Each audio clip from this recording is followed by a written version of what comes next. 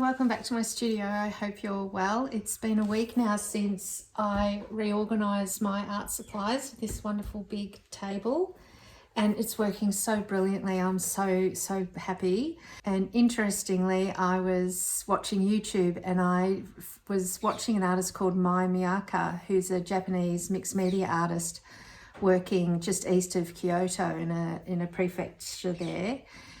And she spoke about your art supplies needing to breathe. And I really feel like I've been able to do that for my art supplies now.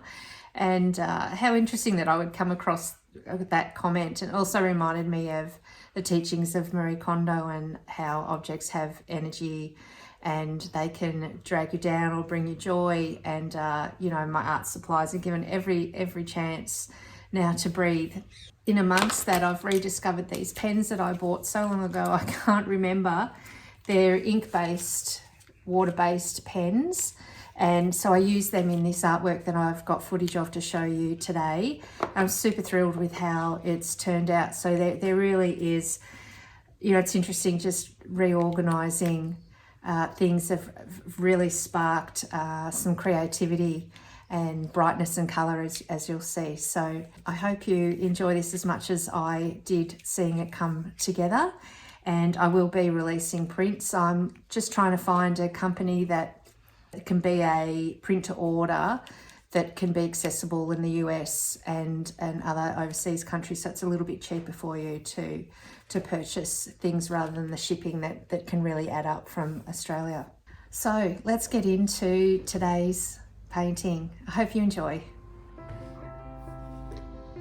Interestingly, I found tubes of the same colour. So luckily I love this colour and I will use them. Here's the piece that we're working on. I had this for a while and I loved it, but it wasn't really doing much as a piece. It's just a work on paper in acrylic. And so what I'll do is you'll see me mask it up on the original mask lines, and I'll be using the negative space to create a terrarium type of piece. I've left this video in real time today because it's not too long, and I thought you might find it interesting to watch it happen in real time. I find it quite frustrating actually watching other people paint, and it seems so manic when it's sped up. It's not really what an art practice is, but of course it takes hours and hours, so you can't have it in real time all the time. But anyway, this piece is in real time, and here are these pens. They've got different size nibs on them, and today I just used the white ones. These have got a lovely soft paintbrush type nib to them. The coloured ones, and then these are the ones that I'll use towards the end of this artwork today. One's a finer nib than the other, and I did find the fine nib, I found it hard to get it to the ink to flow, so I ended up using that larger nib one today.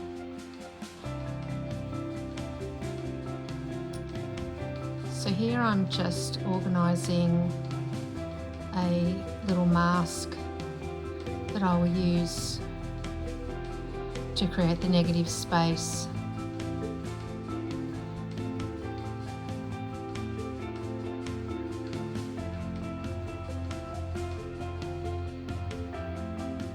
I'm holding the pen very loosely, trying to just get a very rough shape. A suggestion of a vessel.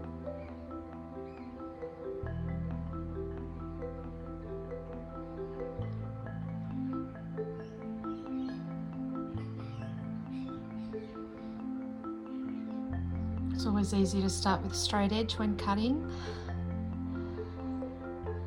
And for curves, turn your paper as much as you're turning your scissors.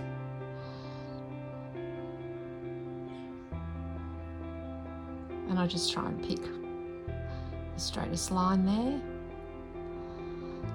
And so what this will do is create a space where the paint can't go, and I'll be left with the reverse of what you see here. So I'm just checking what's underneath, if I'm got some of the more interesting areas that I'm also thinking should probably be very central.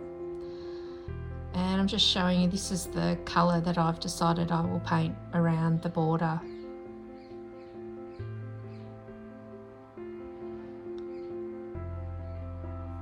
So the rest is pretty self-explanatory, just watching the paint go down. So we'll turn the music up and you can watch this come together.